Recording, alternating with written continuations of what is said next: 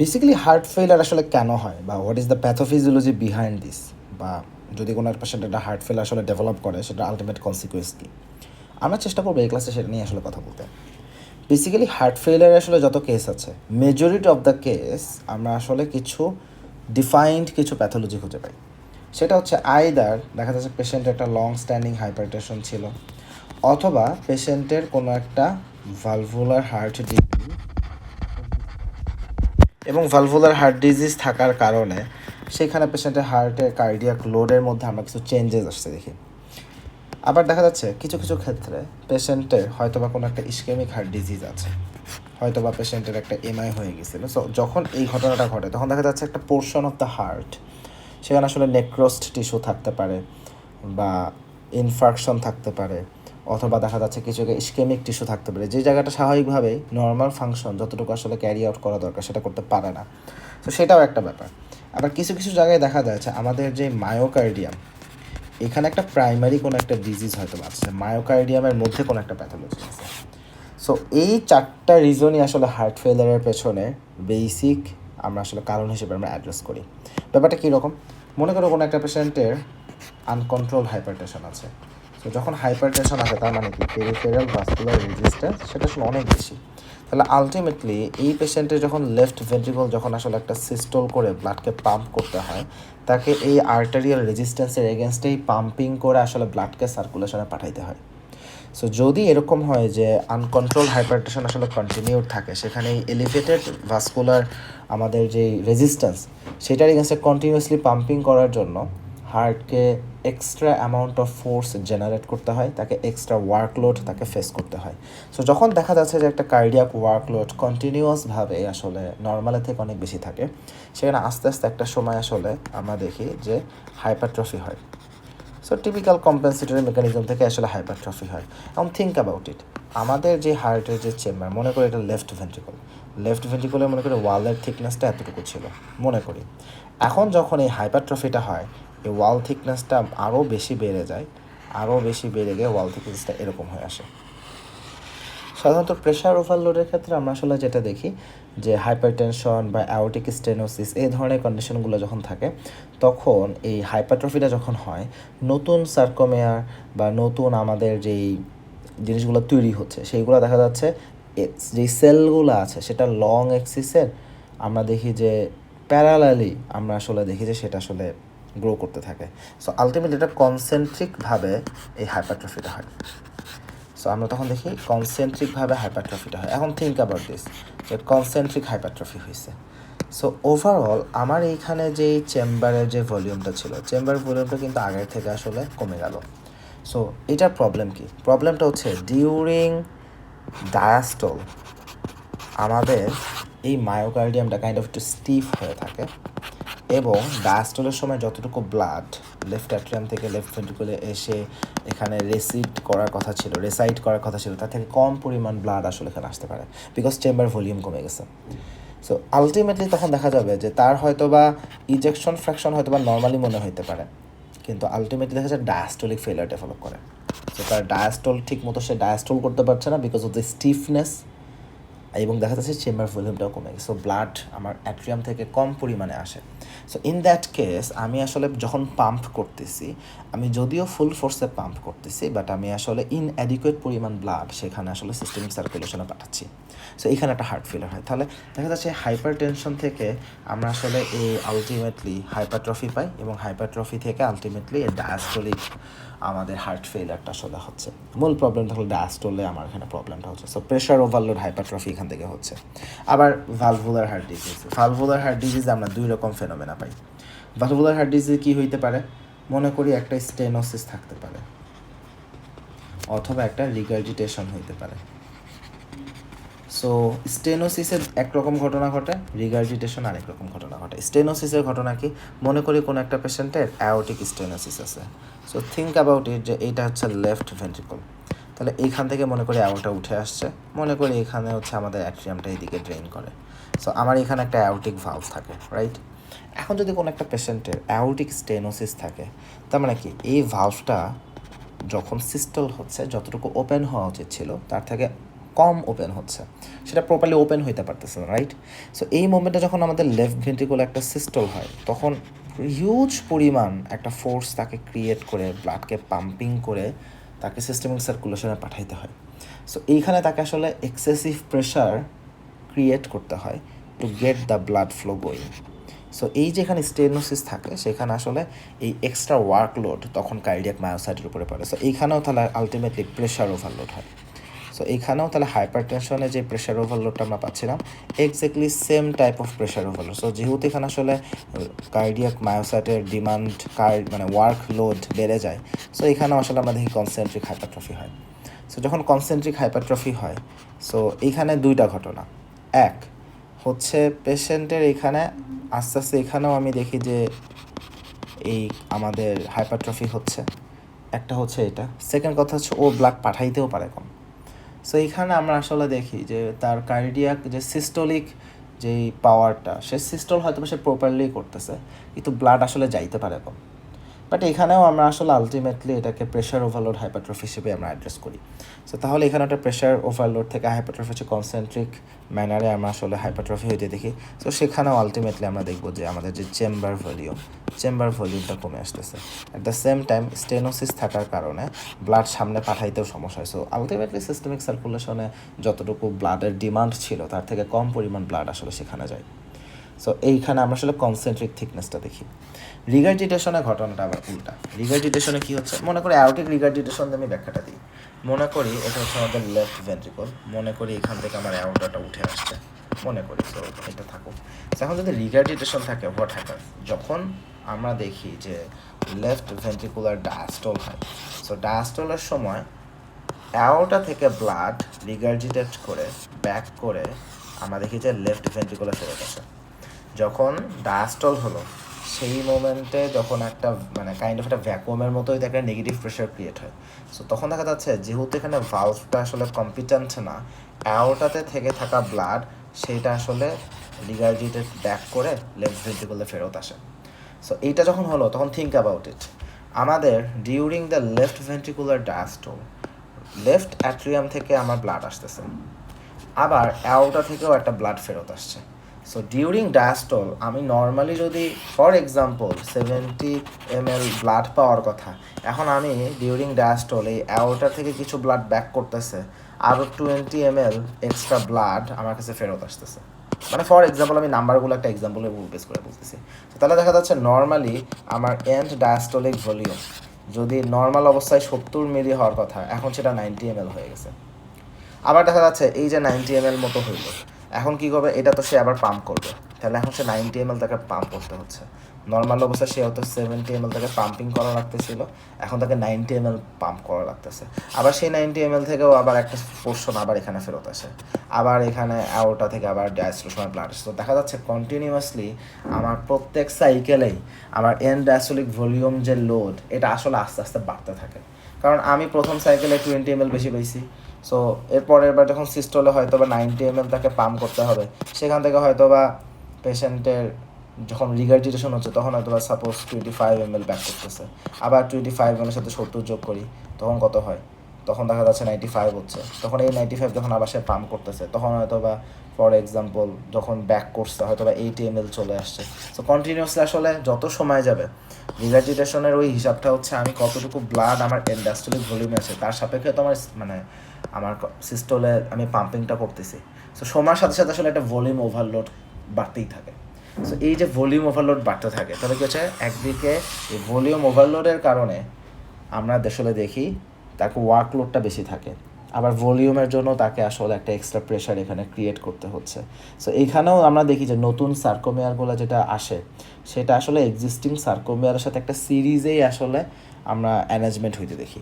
So এই ধরনের কেসে যখন রিগার্জিটেশন হচ্ছে সেখানে আলটিমেটলি আমরা যেটা দেখি ভলিউম ওভারলোড থেকে ভেন্ট্রিকলে এখানে ডায়ালেশন হয়। সো এটা ডায়ালেটেড হয়ে যাচ্ছে। সো ভলিউম ওভারলোড এখানে আমরা তাহলে দেখি যে দেয়ার্স ডায়ালেশন।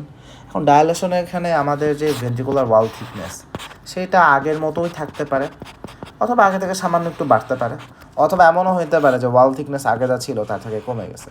এখানে 3 রকমই হইতে পারে আসলে। বাট ওভারঅল যেটা হয়, আমরা আসলে এখানে দেখি যে দেয়ার ইজ ডায়ালেশন, আমাদের যে চেম্বারগুলো আছে সেটা ডায়ালেটেড হয়ে যায়। সো তাহলে আমাদের প্রেশার ওভারলোড বা ভলিউম ওভারলোড বেসিক ঘটনা এটা। এখন থিঙ্ক অ্যাবাউট ইট, আমাদের এই যে রিগার্ডিটেন্ট যখন ঘটনাগুলো ঘটতে থাকে, ব্লাডকে তো তারা পাম্প করে তো আসলে পাঠাইতে হবে, কিন্তু সে যতটুক ব্লাড পাঠায় সিস্টেমিক সার্কুলেশনে তার একটা সিগনিফিক্যান্ট ব্লাড আবার ফেরতই আসতে থাকে।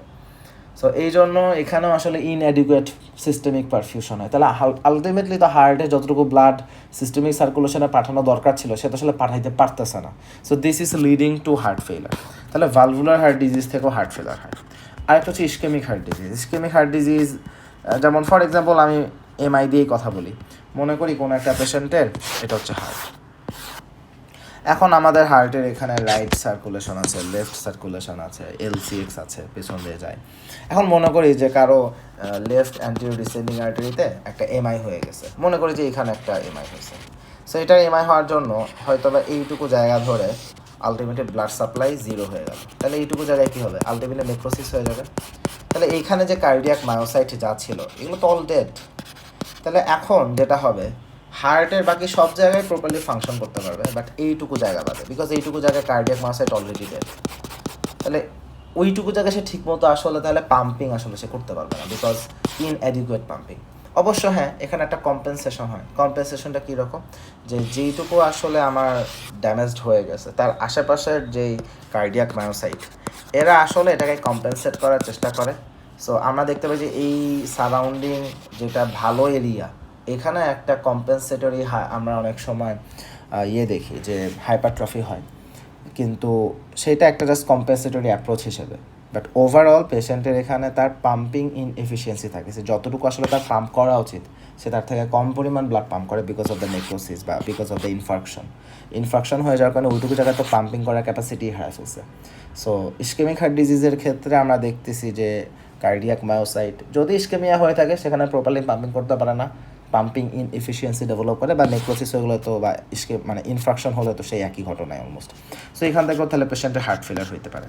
আরেকটা হচ্ছে আমাদের মায়োকার্ডিয়ামের প্যাথোলজি। থিঙ্ক অ্যাবাউট ইট, যে কোনো একটা পেশেন্টের মনে করি এটা হচ্ছে আমাদের একটা ভেন্ট্রিকল, সাপোজ লেফট ভেন্ট্রিকলই ধরি। এখন এইখানে আমাদের মনে করি মায়োকার্ডিয়ামের লেয়ার আছে, মনে করি এখানে এন্ডোকার্ডিয়াম আছে, তারপরে মনে করি আমাদের মায়োকার্ডিয়াম, আর বাইরে এপিকার্ডিয়াম আছে, বাইরে এপিকার্ডিয়াম না নেই, মনে করি এটা হচ্ছে আমাদের মায়োকার্ডিয়াম। এখন মায়োকার্ডিয়ামের এখানে নর্মালি আমাদের যে স্ট্রাকচারটা থাকার কথা এই স্ট্রাকচারে চেঞ্জ হয়ে গেছে। সেটা কীরকম?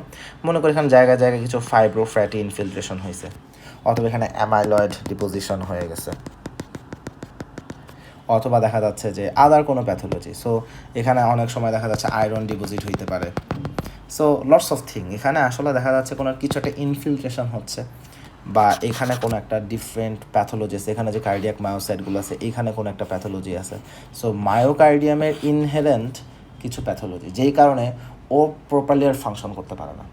সো যদি এরকম হয় সেইখানেও আসলে আলটিমেটলি সে পাম্পিং ফেলিয়ার হবে, ঠিকমতো সে পাম্প করতে পারবে না, তাহলে সেইখানে পেশেন্টের হার্ট ফেল হবে। আবার কিছু জায়গায় দেখা যাচ্ছে যে ইন সাম কেসেস যে ডায়াস্টোলিক ফেলারও হইতে পারে, যে ভেন্ট্রিকুলার এখানে সে প্রপারলি ডায়ালেটেড হইতে পারে না because of the stiffness. Sometimes এমনও হইতে পারে যেখানে এমন একটা প্যাথোলজি হয়েছে যে প্যাথোলজির কারণে কার্ডিয়াক মায়োসাইটের এটা সে হয়তো আসলে প্রপারলি ডায়াস্টোলা করতে পারে না, প্রপার রিল্যাক্সেশন হইতে পারে না। তো সেখানে ডায়াস্টোলিক ফেলার থেকে ওই ঘটনাটা ঘটতে পারে। তাহলে আমাদের মায়োকার্ডিয়ামে যদি প্যাথোলজি থাকে সেখান থেকে ওই ঘটনাগুলো আমরা আসতে পারি। আবার কিছু কিছু জায়গায় দেখা যাচ্ছে যে কোনো পেশেন্টের ক্ষেত্রে কন্টিনিউয়াসভাবে যদি আসলে সিম্প্যাথেটিক স্টিমুলেশন থাকে, মনে করি কোনো একটা পেশেন্ট এখানে কন্টিনিউয়াসভাবে সিম্প্যাথেটিক স্টিমুলেশন আছে, হার্টের এখানে কন্টিনিউয়াসভাবে সিম্প্যাথেটিক বেটা অ্যাডেনার্জিক স্টিমুলেশনটা আসে। সো সেইটার প্রভাবেও আমরা দেখি সেলুলার হাইপারট্রফি হতে পারে, এবং সেখানে যখন সেলুলার হাইপারট্রফি হচ্ছে সেখানেও এটার আলটিমেট ফেট হিসেবে আমরা আসলে সেখানে হার্ট ফেলিয়ার সেখানে আসলে পাইতে পারি। তাহলে মোটা দাগে একটা পেশেন্টের হার্ট ফেলিয়ার কেন হইতে পারে তো একটা গ্রস আইডিয়া এখান থেকে আমরা আসলে পেলাম। এখন যখন কোনো একটা পেশেন্টের আসলে হার্ট ফেলিয়ার হচ্ছে আলটিমেটলি সেখানে আমরা আসলে তাহলে কার্ডিওমিক্যাল আসলে এক্সপেক্ট করি, আমি কার্ডিওমেগালি আসলে এক্সপেক্ট করি।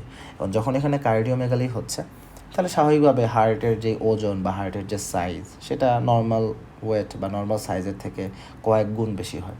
সাধারণত হার্টের যে নর্মাল ওয়েট, হাইপারট্রফিক কার্ডিওমায়োপ্যাথিতে দেখা যাচ্ছে যে নর্মাল ওয়েটে থেকে 3 থেকে 4 গুণ বেশি হয়ে যেতে পারে। সো এই চেঞ্জেসগুলো আমরা আসলে পাই।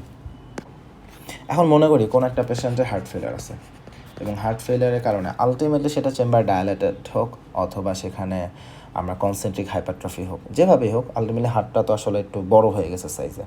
বিশেষ করে হাইপারট্রফির আলোচনাটাই যখন আসে, তাহলে থিঙ্ক দ্যাট আগে ওয়াল থিকনেস এরকম ছিল, এখন ওয়াল থিকনেসটা বেড়ে গিয়ে এতখানি হয়ে গেছে।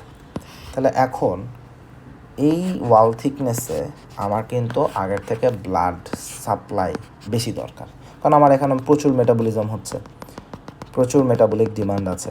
সো আমার এখানে প্রচুর পরিমাণে মাইটোকন্ড্রিয়া দরকার, এখানে আমার প্রচুর পরিমাণে মাইটোকন্ড্রিয়া দরকার, না আমার আরও কিছু অ্যাপারেটাস দরকার to keep the function going, right? So তাহলে এখানে আমাদের প্রচুর পরিমাণে মেটাবলিজম যখন হয়, তাহলে এখানে অক্সিজেন ডিমান্ডও আসলে বেড়ে যায়। এখন যখন আমার এই হাইপারট্রফিগুলো হয়, তখন কি আসলে এখানে যে ব্লাড ভেসেলগুলা ব্লাড সাপ্লাই দিচ্ছিল সেটাকে অ্যাডিকুয়েট পরিমাণে সেই অনুপাতে আসলে বাড়ে, বা সেই ব্লাড সাপ্লাইটাকে সেকে আসলে ফুলফিল করতে পারে? উত্তর হচ্ছে মোস্ট অফ দ্য টাইম আসলে না।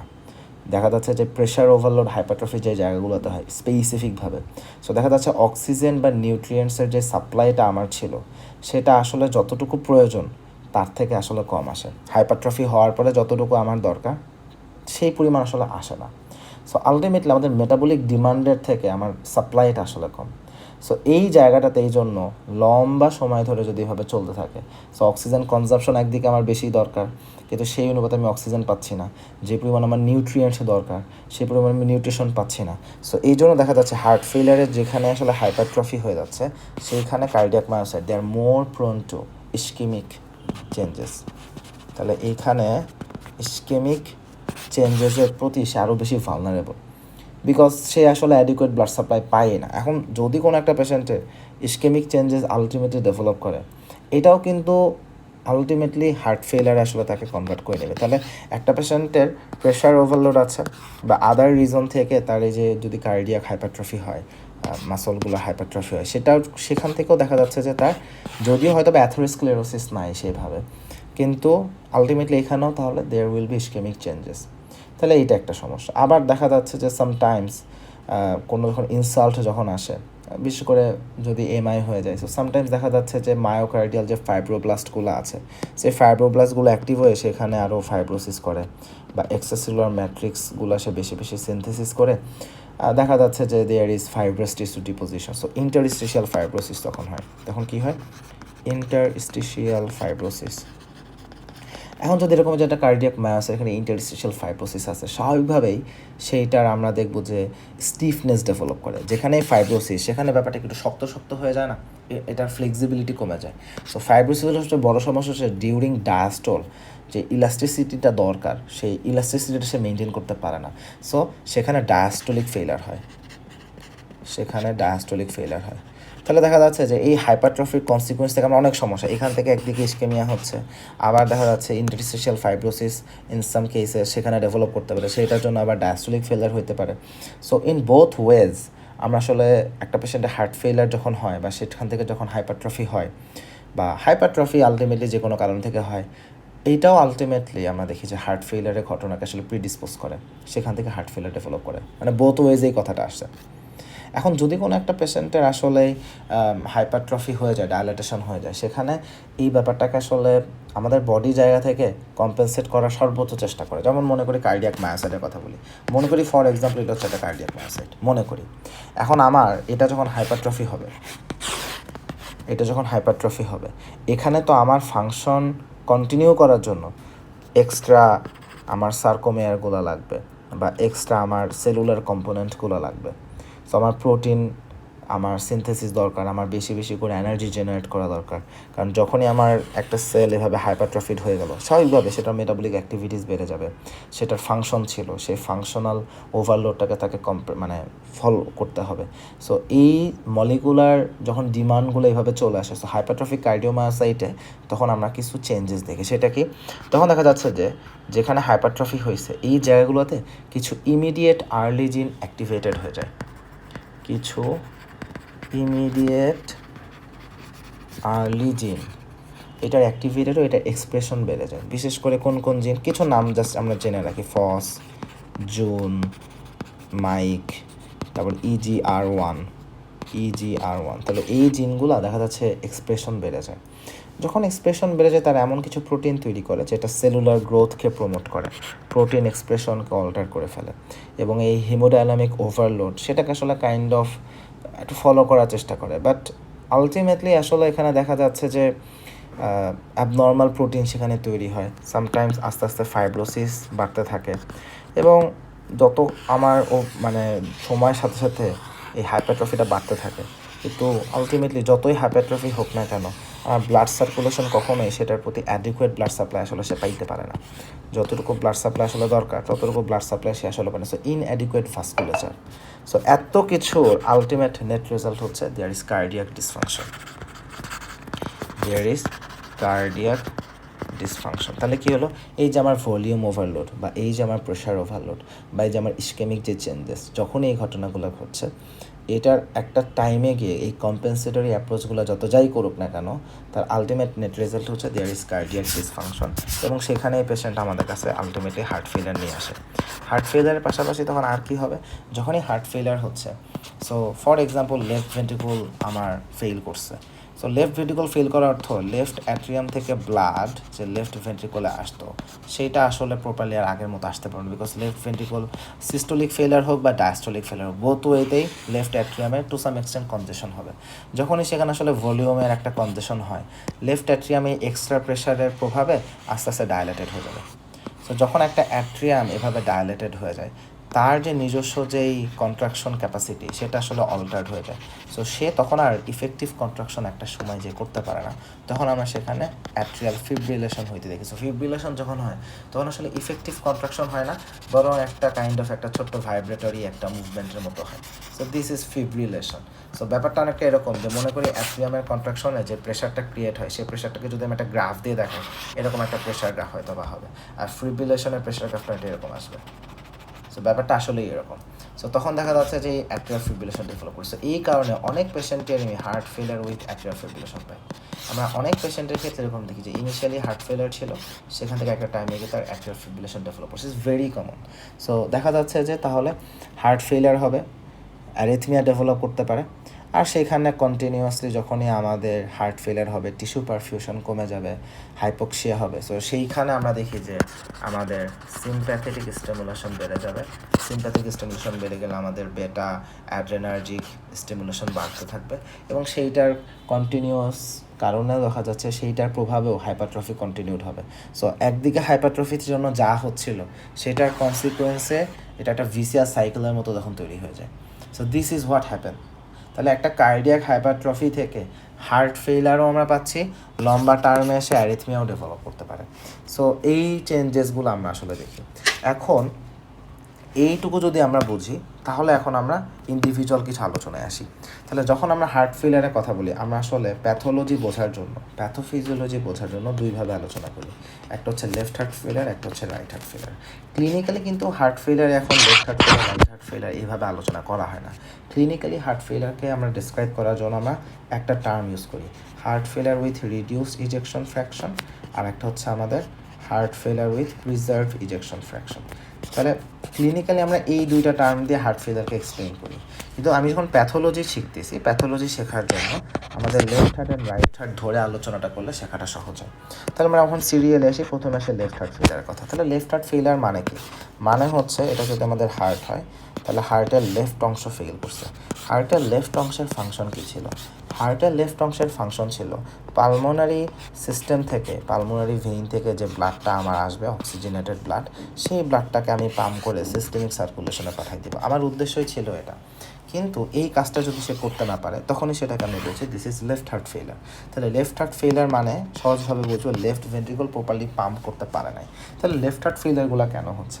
সো এটা সবচেয়ে common reason. 1 number ischaemic heart disease, 2 number hypertension, 3 number আমরা কিছু ভালভুলার হার্ট ডিজিজ দেখি। সো ভালভুলার হার্ট ডিজিজ, কোন ভালভুলার ইনভলভমেন্ট? তাহলে আমি এখন দেখি আমার লেফট হার্টের সাথে কোন ভালভ অ্যালাইন করে, তাহলে একটা হচ্ছে আমার এখানে মাইট্রাল ভালভ, আর একটা হচ্ছে এখানে আমার অ্যাওর্টিক ভালভ।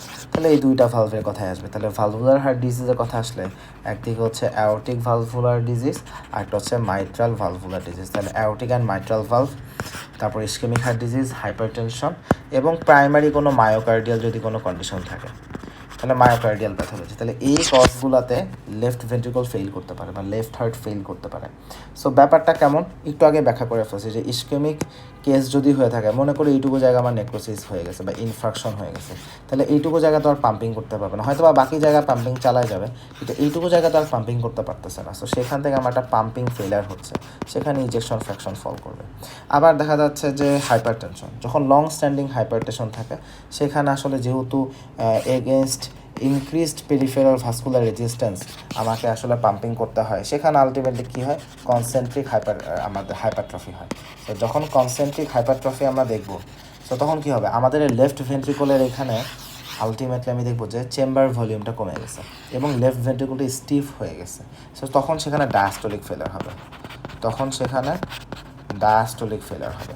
তাহলে যদি এমন হয় শুধু ডায়াস্টোলিক ফেলার, সেখানে আমাদের যেটা ইজেকশন ফ্র্যাকশন সেটা হয়তো বা আমরা নর্মাল পাবো, ইজেকশন ফ্র্যাকশন যত পার্সেন্ট হওয়া উচিত হয়তো বা তত পার্সেন্টই থাকবে, কিন্তু সেইখানে আলটিমেটলি আমরা দেখবো যে পাম্পিং আসলে যতটুকু হওয়া দরকার ততটুকু হইতে পারতেছে না, বিকজ আমার ডায়াস্টোলটাই কম হয়েছে। সো এই ধরনের কেস তখন আসলে বলি heart failure with preserved ejection fraction. তাহলে এটা একটা। ভালভুলার হার্ট ডিজিজের ক্ষেত্রে অ্যাওর্টিক বা মাইট্রাল ভালভ, এখন এখানে বোথ ওয়েতেই আসতে পারে, aortic stenosis, aortic regurgitation, mitral stenosis, mitral regurgitation, দুই জায়গাতেই হার্ট ফেলার আমরা পাইতে পারি। এখন যদি অ্যাওর্টিক স্টেনোসিস বা মাইট্রাল স্টেনোসিস থাকে, সাধারণত এই জায়গাগুলোতে আমরা দেখি যে পেশেন্ট এখানে প্রেশার ওভারলোড হয়। আর যদি আমার অ্যাওর্টিক রিগার্জিটেশন বা মাইট্রাল রিগার্জিটেশন হয়, এসব জায়গায় আসলে আমরা দেখি যে ভলিউম ওভারলোড হয়। তাহলে দুইটার ক্ষেত্রে mechanism different, but ultimate net result হচ্ছে দেয়ার উইল বি হার্ট ফেলার। একটা হচ্ছে মায়োকার্ডিয়াল কোনো প্যাথোলজি। মায়োকার্ডিয়াল প্যাথোলজিতে আমরা আসলে এখানে এমনও হইতে পারে যে মায়োকার্ডিয়ামের এখানে ফাইব্রাস টিস্যু ডিপোজিট হচ্ছে, ফ্যাটি টিস্যু ডিপোজিট হচ্ছে, হয়তো বা সেখানে আমি দেখবো যে ডায়াস্টোলিক ফেলার হচ্ছে। আবার কিছু কিছু কেসে হয়তো বা আমরা দেখতে পারি যে প্রেশার ওভারলোডও হইতে পারে। So pressure overload, volume overload both way এখানে আসতে পারে, বা restrictive type of cardiomyopathy, sometimes দেখা যাচ্ছে ডায়াস্টোল ঠিক মতো হচ্ছে না। সো ডায়াস্টোলিক হার্ট ফেলার বা সিস্টোলিক হার্ট ফেলার বোথ ওয়েতে এখানে প্রেজেন্ট করতে পারে। তবে কিছু কিছু কেস আছে যেখানে আমরা চলো ডায়াস্টোলিক হার্ট ফেলারটা দেখি। তাহলে আমাদের যখন লেফট হার্ট ফেলারের কথা বলছি, সিস্টোলিক ডায়াস্টোলিক বোথ ওয়েজই পাচ্ছি, বা ইজেকশন ফ্র্যাকশন প্রিজার্ভ বা রিডিউস দুই রকমই আসলে আমরা পাইতে পারি। তাহলে এখন যদি কোনো পেশেন্টের আসলেই লেফট হার্ট ফেলিয়ার ডেভেলপ করে, what will be the consequence? তাহলে আমাদের লেফট হার্ট ফেলিয়ার হয়েছে, তাহলে যদি লেফট হার্ট ফেলিয়ার হয়, তাহলে থিঙ্ক অ্যাবাউট ইট, হার্টের কাজ কী ছিল? ব্লাডকে পাম্প করে সিস্টেমিক সার্কুলেশনে পৌঁছায়, আলটিমেটলি আমাদের যত অর্গান আছে সব অর্গানে ব্লাড সাপ্লাই পৌঁছায় দেওয়া। এখন যেহেতু হার্ট ফেলিয়ার হচ্ছে, সেটা যেই ওয়েতেই হোক, তাহলে অর্গানে পারফিউশন যতটুকু পাওয়ার কথা ছিল সে তার থেকে কম পাচ্ছে। So ultimately there will be hypoxia. তাহলে কন্টিনিউয়াসভাবে লম্বা সময় ধরে সে আসলে যতটুকু ব্লাড সাপ্লাই ডিজার্ভ করে বা ডিমান্ড করে, সে তার থেকে কম ব্লাড পাবে। তাহলে যখন এইভাবে পারসিস্টেন্টভাবে এখানে হাইপক্সিয়া চলমান থাকবে, তাহলে কী হবে, এই অর্গানগুলো আলটিমেটলি ডিসফাংশন হবে, সে যার যতটুকু যা ফাংশন ছিল ফাংশন তার থেকে কমে আসবে। সো আমাদের টার্গেট অর্গানগুলো দেখি, আমাদের ব্রেইন, তারপর আমাদের কিডনি বা আদার যত অর্গান আছে সব অর্গানে প্রায় সিমিলার ঘটনা দেখবো। সো ব্রেইনে আমি দেখবো যে পারফিউশন কমে গেছে, সো সেইখান থেকে পেশেন্টের আমরা এনসেফালোপ্যাথি পেতে পারি। হ্যাঁ, তাহলে এটা একটা সিনারিও হতে পারে। আবার যে কিডনিতে তার পারফিউশন কমে গেছে, সো সেইখানে আমরা তখন দেখি যে প্রিরেনাল এটাকে অ্যাজোটেমিয়া বলা হয়। অ্যাজোটেমিয়াতে বেসিক কথা হচ্ছে যে আমাদের যে নাইট্রোজেন রিলেটেড যে ওয়েস্ট প্রোডাক্টগুলো আছে বা যেই কম্পোনেন্টগুলো আছে, যেমন suppose for example serum, urea বা ক্রিয়েটিনিন, এই লেভেলগুলো আসলে বেড়ে যাবে, কিডনি তার ফাংশন প্রপারলি করতে পারবে না, বিকজ সেখানে আন্ডার পারফিউশন হচ্ছে। সো প্রিরেনাল কজ, তাহলে এই জিনিসগুলো আস্তে আস্তে হবে। এবং অ্যাকচুয়ালি একটা ঘটনা হচ্ছে হার্ট ফেলিয়ারের পেশেন্টে এই রেনাল ইম্পেয়ারমেন্ট কিন্তু আমরা আসলে পাই। তাহলে এখানে ব্রেইন ফাংশন ইম্পেয়ার্ড হচ্ছে, রেনাল ইম্পেয়ারমেন্ট হচ্ছে, বা সহজ কথা হচ্ছে আমাদের যতগুলা টার্গেট অর্গান আছে কম বেশি সব জায়গাতেই আসলে সাপ্লাই কমে যায়। সো এখানে দেখা যাচ্ছে যে হাইপক্সিক এনসেফালোপ্যাথি নিয়ে আসতে পারে। সো যদি ব্রেইনে হাইপক্সিক এনসেফালোপ্যাথি ডেভেলপ করে, পেশেন্টের দেখা যাচ্ছে যে পেশেন্ট ইরিটেটেড হয়ে যায়, খুব অল্প কিছুতেই ইরিটেশন হয়ে যায়, অথবা দেখা যাচ্ছে তার অ্যাটেনশন কমে গেছে, অ্যাটেনশন স্প্যান কমে গেছে, অথবা পেশেন্ট খুবই রেস্টলেস বিহেভিয়ার করতেছে, রেস্টলেসনেস, অথবা সামটাইমস খুব সিরিয়াস কন্ডিশন হলে পেশেন্টের স্টুপর বা কোমা এইভাবেও সে প্রেজেন্ট করতে পারে। হ্যাঁ, বা ischaemic cerebral injury, ischaemic cerebral injury এভাবে সে নিয়ে আসতে পারে। তাহলে এটা একটা। আবার যদি দেখা যাচ্ছে তো পেশেন্টের কিডনি, তাহলে কিডনিতেও তো আসলে হাইপোপারফিউশন হবে, তাই না, যেহেতু সাপ্লাই কমে গেছে। সো কিডনিতেও আমি কি দেখবো, দেয়ার ইজ হাইপোপারফিউশন। সো যখন হাইপোপারফিউশন হচ্ছে, সো অ্যাজোটেমিয়াটা পাই। সো আমরা আসলে প্রিরেনাল অ্যাজোটেমিয়া কথাটাই আসলে এখানে বলতে চাই।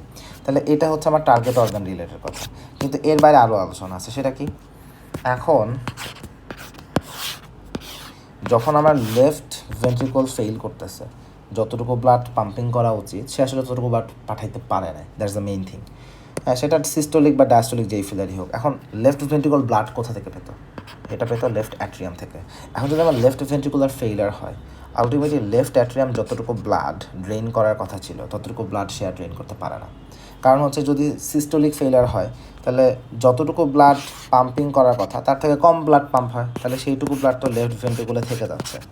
তাহলে চেম্বারের মধ্যে ফাঁকা জায়গা তো অল্প। সো লেফট অ্যাট্রিয়াম আগে যতটুকু ব্লাড পাঠাইতে পারতো, এখন সে তার থেকে কম ব্লাড এখানে ড্রেন করতে পারবে। আবার যদি এমন হয় যে আসলে সিস্টোলিক প্রবলেম না, ডায়াস্টোলিক ফেলার, আমার চেম্বারটা ছোটো হয়ে গেছে, সেম ওয়েতেও একই কথা, যে লেফট অ্যাট্রিয়াম যতটুকু ব্লাড আসলে পাম্পিং করে লেফট ভেন্ট্রিকুলে পাঠাইতে পারতো তার থেকে কম পরিমাণ ব্লাড এখন সেখানে আসতে পারবে, বিকজ জায়গাই নেই। সো আলটিমেটলি তাহলে কী হলো, লেফট অ্যাট্রিয়াম কনজেস্টেড হবে। তাহলে লেফট অ্যাট্রিয়ামে ব্লাড জমা হতে থাকুন, যখন এখানে ব্লাড জমা হতে থাকবে এটার জন্য তো স্বাভাবিকভাবে এখানে ওভারলোড হবে। ওভারলোড হলে একটা সময় আমি দেখবো এখানে আস্তে আস্তে এটা ডায়ালেটেড হয়ে যায়, আস্তে আস্তে লেফট অ্যাট্রিয়ামটা ডায়ালেটেড হয়ে যায়। এবং যখনই লেফট অ্যাট্রিয়াম ডায়ালেটেড হবে, এইটার কনসিকুয়েন্সে আমরা দেখি সেখান থেকে অ্যানি মোমেন্ট একটা অ্যাট্রিয়াল ফিব্রিলেশন ডেভেলপ করতে পারে। এবং এই ধরনের কেসে এখানে যেহেতু ব্লাড কিছুটা স্ট্যাসিসের মতো হয়ে যাবে, কিছুটা ব্লাড জমা থেকে যায়, এই যে লেফট অ্যাট্রিয়ামের এখানে একটা অ্যাপেন্ডেজ থাকে, এই অ্যাপেন্ডেজের এখানে খুব সহজেই এমবোলাস ফর্মেশন হয়। সো দেখা যাচ্ছে একদিকে অ্যাট্রিয়াল ফিব্রিলেশন, একদিকে এম্বোলাস তৈরি হয়। সো এটা আমরা খুব বেশি কমনলি দেখি হচ্ছে যেখানে মাইট্রাল স্টেনোসিস আছে। সো মাইট্রাল স্টেনোসিসও প্রায় এখানে আমরা একটা দেখি যে এখানে ব্লাড আসলে ঠিকমতো আসলে ড্রেন করতে পারে না। সো যেহেতু ঠিকমতো সে ব্লাড ড্রেন করতে পারে না, সেখানেও আমরা দেখি যে আলটিমেটলি পেশেন্টের লেফট অ্যাট্রিয়ামের এখানে ব্লাড জমে যায়, এখানে কনজেশনের মতো কিছুটা হয়, সেখানে পরবর্তীতে অ্যাট্রিয়াল ফিব্রিলেশন ডেভেলপ করে। এই থ্রম্বোএম্বোলিজম খুব সহজ, এখানে এম্বুলাস তৈরি হয়, আসলে থ্রম্বাস তৈরি হয়, সেটা এম্বোলিজম খুব সহজেই হয়ে যায়। সো এটা মাইট্রাল স্টেনোসিস আরও খুব বেশি বোঝা যায়। বাট এর বাইরে আদার যে ভালভুলার কেসগুলো আছে সেখানেও আমরা পাবো বেসিক মেকানিজম সবভাবেই সেম আসবে। তাহলে এখানে লেফট অ্যাট্রিয়ামে, তাহলে এখানে আমি অ্যারিথমিয়া পাচ্ছি, থ্রম্বোএম্বোলিক ফেনোমেনা হইতে পারে। এখন আরেকটু উপরে উঠি, এখন এরপরে কি হচ্ছে, লেফট অ্যাট্রিয়াম যদি ভাবে কনজেস্টেড হয়, এটার নেট রেজাল্ট কী হবে, আমার যে পালমোনারি ভেইন যেইটা লাংসের অক্সিজেনেটেড ব্লাডকে লেফট অ্যাট্রিয়ামে ড্রেন করতেছিল, এখানেও তোমার ভেনাস কনজেশন হবে যদি অ্যাট্রিয়াম ঠিকমতো ড্রেন করতে না পারে। তাহলে এইখানে যদি ভেনাস কনজেশন হয়, তাহলে আলটিমেট রেজাল্ট কী, ভেনাস কনজেশন হলে এখানে প্রেশার বেড়ে যাবে, হাইড্রোস্ট্যাটিক প্রেশার বেড়ে যাবে। হাইড্রোস্ট্যাটিক প্রেশার বেড়ে গেলেই এডেমা ডেভেলপ করে। সো আমি তখন দেখবো যে পেশেন্টের পালমোনারি এডেমা ফর্মেশন হচ্ছে। এবং হার্ট ফেলিয়ারের পেশেন্টের পালমোনারি এডেমা খুবই কমন। লেফট হার্ট ফেলিয়ারের ক্ষেত্রে এই pulmonary oedema it's very common phenomena. তাহলে এখানে যে পালমোনারি এডেমা যখন হচ্ছে, এই জন্য পেশেন্টের তখন হাইপক্সিয়া ডেভেলপ করবে, তাহলে অক্সিজেনেশন কমে যাবে। কারণ যখন এডেমাটা হয় দেখা যাচ্ছে যে আমাদের অ্যালভিওলার এখানে যে আমার ডিসক্যালগুলো আছে, আর এখানে ভাস্কুলেচার আছে। সো এই ইন্টারস্টিশিয়াল স্পেসে পানি চলে আসে, অ্যালভিওলাই এখানে পানি চলে আসে, ক্যাপিলারির আশেপাশে পানি চলে আসে, আলটিমেটলি দেখা যায় কি অক্সিজেনেশনটা খুব কঠিন হয়ে যায়। তো সেখানে খুব স্বাভাবিকভাবে হাইপক্সিয়া ডেভেলপ করে। তাহলে হাইপক্সিয়া হয় পারে বা এক্সারশনাল ডিজনিয়া ডেভেলপ করতে পারে। দেখা যাচ্ছে পেশেন্ট শুয়ে আছে, এই পালমোনারি এডেমার কারণে তার অক্সিজেনেশন বাধাগ্রস্ত হয়, তখন হাইপক্সিয়া ডেভেলপ করে, সে সোজা হয়ে শুইতে পারে না, একটু কাত হয়ে শুইলে সে একটু বেটার ফিল করে, বা সামটাইমস ঘুমের মধ্যে সে হঠাৎ করে জেগে উঠতেছে। সো প্যারক্সিসমাল নকটার্নাল ডিসনিয়া এইগুলো সে নিয়ে আসে, বা অর্থোপনিয়া, সোজা হয়ে শুলেই তার শ্বাসকষ্ট উঠে যায়, অর্থোপনিয়া তখন আমরা বলি। সো প্যারক্সিসমাল নকটার্নাল ডিসনিয়া বা অর্থোপনিয়া এইগুলো নিয়ে সে তখন আসে। আবার দেখা যাচ্ছে যে লং স্ট্যান্ডিং কেসগুলোতে আমরা দেখি যে এই কনজেশনের প্রভাবে আলটিমেটলি আমরা দেখি এখানে তো আসলে হাইপোক্সিয়া ডেভেলপ হয়। সো লং স্ট্যান্ডিং কেসগুলোতে আসলে পালমোনারি হাইপারটেনশন তখন ডেভেলপ করে, তখন পালমোনারি ভেসোকনস্ট্রিকশন হয়, সো পালমোনারি হাইপারটেনশন ডেভেলপ করে। সো যখন পালমোনারি হাইপারটেনশন ডেভেলপ করে সেটার জন্য পেশেন্ট দেখা যাচ্ছে এক্সারশনাল ডিসনিয়া, ড্রাই কাফ এগুলো নিয়ে তখন আসতে পারে। তাহলে কত কিছু হয়ে গেল লেফট হার্ট ফেলার থেকে। এখন লেফট হার্ট ফেলার থেকে তাহলে আমার পালমোনারি হাইপারটেনশন অলসো হইতে পারে। এখন এখানেই কিন্তু শেষ না, যখন আমার লেফট হার্ট ফেইলার থেকে এই পালমোনারি কন্ডিশন পর্যন্ত আমি এত কিছু পাইছি, এরপরেও আমার ফাইন্ডিংস আছে। সেটা কি, যখনই আমার পালমোনারি হাইপারটেনশন ডেভেলপ করলো এটার প্রভাব রাইট হার্ট পাবে। সেটা কী হবে, রাইট ভেন্ট্রিকুলার ক্লাচ কী ছিল, সে পালমোনারি সার্কুলেশনে ব্লাডকে পাম্প করে পাঠায়। এখন যদি আমার পালমোনারি হাইপারটেনশন ডেভেলপ করে, তার মানে রাইট ভেন্ট্রিকুল আগে যেই ভাস্কুলার রেজিস্ট্যান্সের এগেনস্টে পাম্পিং করতেছিল, এখন তাকে তার থেকে অতিরিক্ত রেজিস্ট্যান্স ফেস করে পাম্পিং করতে হয়। সো তাকে আগের থেকে অনেক বেশি পরিমাণে পাম্পিং এফোর্ট দিতে হয়। তো অনেক বেশি পরিমাণে যখন সে পাম্পিং এফোর্ট দেয়, আলটিমেটলি রাইট ভেন্ট্রিকল আগের থেকে আরও হাইপারট্রফি হওয়া শুরু করে। তো সেখানেও আলটিমেটলি প্রেশার ওভারলোড হাইপারট্রফি সে ফেস করবে, এবং একটা সময় গিয়ে দেখা যাচ্ছে যে রাইট ভেন্ট্রিকুলার ফেইলার ডেভেলপ করেছে, সে এত হাইপারটেনশনকে ক্রস করে ব্লাড যতটুকু পাঠানো উচিত ততটুকু আসলে পাঠাইতে পারে না। তাহলে লেফট হার্ট ফেইলার সেইটার কনসিকুয়েন্সে আলটিমেটলি আমি দেখব রাইট হার্ট ফেইলার আসলে ডেভেলপ করতে পারে। এখন রাইট হার্ট ফেইলারে যদি ডেভেলপ করে তখন রাইট হার্ট ফেইলারের সিকোয়েন্স চলে আসবে। আবার রাইট হার্ট ফেলার হলে কী হবে, রাইট অ্যাট্রিয়াম প্রপারলি ড্রেন করতে পারবে না। রাইট অ্যাট্রিয়াম ড্রেন করতে না পারলে superior vena cava, inferior vena কাভাতে যে ব্লাড আসতেছিল সেখানেও কনজেশন হবে। সো এই দুই জায়গায় যদি কনজেশন হয়, পুরো সিস্টেমিক ভেনাস কনজেশনের ফিচার নিয়ে আসবে। সো আলটিমেটলি পেশেন্টের এডেমা ডেভেলপ করবে, ইফিউশন হবে, প্লুরাল ইফিউশন হইতে পারে, পেশেন্টের অ্যাসাইটিস হইতে পারে, পেশেন্টের লেগ এডেমা হইতে পারে। এইগুলো আমরা তখন কমনলি পাবো। বা তাদের হচ্ছে লিভার কনজেস্টেড হয়ে যায়। সো লিভার যখন কনজেস্টেড হয় তখন টেন্ডার হেপাটোমেগালি আমরা পাই। সো আদার চেঞ্জেসগুলো আসে, বাট আমি লেফট হার্টের মধ্যে আপাতত আছি। তাহলে কনসিকুয়েন্স কিন্তু লেফট হার্ট থেকে কনসিকুয়েন্সে যে সেটা রাইট হার্ট ফেলার যদি হয়ে যায় তখন সেটাকে আমি বলি বাইভেন্ট্রিকুলার ফেলার। তখন সেটাকে আমি কি বলছি, বাইভেন্ট্রিকুলার ফেলার। তাহলে আলটিমেটলি কোনো একটা পেশেন্টের যদি লেফট হার্ট ফেইলার যদি ডেভেলপ করে, তো পেশেন্ট তাহলে ক্লিনিক্যাল এক্সামিনেশনে কী কী পাইতে পারে। সো কমনলি এখানে ডেফিনেটলি এখানে কার্ডিওমেগালি অনেক কেসেই থাকবে, তাহলে অনেক কেসে আমি কার্ডিওমেগালি পাচ্ছি, বাট আদারওয়াইজ আমি আসলে ক্লিনিক্যাল এক্সামিনেশনে কী পাইতে পারি। সো এখানে প্রথম কথা ট্যাকিকার্ডিয়া থাকে। সো ট্যাকিকার্ডিয়া থাকা একটা মেজর রিজন হচ্ছে আমাদের সিম্প্যাথেটিক ওভারড্রাইভ। সিম্প্যাথেটিক ওভারড্রাইভের কারণে আসলে ট্যাকিকার্ডিয়া, যেহেতু আসলে হাইপোক্সিয়া ডেভেলপ করতেছে টার্গেট অর্গানে হাইপোক্সিয়া হওয়ার কারণে আমাদের সিম্প্যাথেটিক অ্যাক্টিভেশন বেড়ে যায়, কন্টিনিউয়াসলি আসলে বেটা রিসেপ্টর অ্যাক্টিভেশন হয়, সেটার প্রভাব আসলে ট্যাকিকার্ডিয়া হয়। এর পাশাপাশি আমরা এই পেশেন্টের যদি আসলে অসকালটেশন করি একটা থার্ড হার্ট সাউন্ড পেতে পারি। এটা সাধারণত যদি ভলিউম ওভারলোড হয় তখন পাওয়া যায়। ভলিউম ওভারলোড হলে এটা পাওয়া যায়। অ্যাকিউট হার্ট ফেইলার বা ভলিউম ওভারলোডে গেছে S3 পাওয়া যায়। কিছু জায়গায় আমরা ফোর্থ হার্ট সাউন্ড পেতে পারি। সেটা কোথায়, যেখানে মায়োকার্ডিয়ামটা স্টিফ হয়ে আছে, যেমন হাইপারটেনশন থেকে পেশেন্টের কনসেন্ট্রিক হাইপারট্রফি হয়ে গেছে, সেইখান থেকে পেশেন্টের হার্ট ফেলার।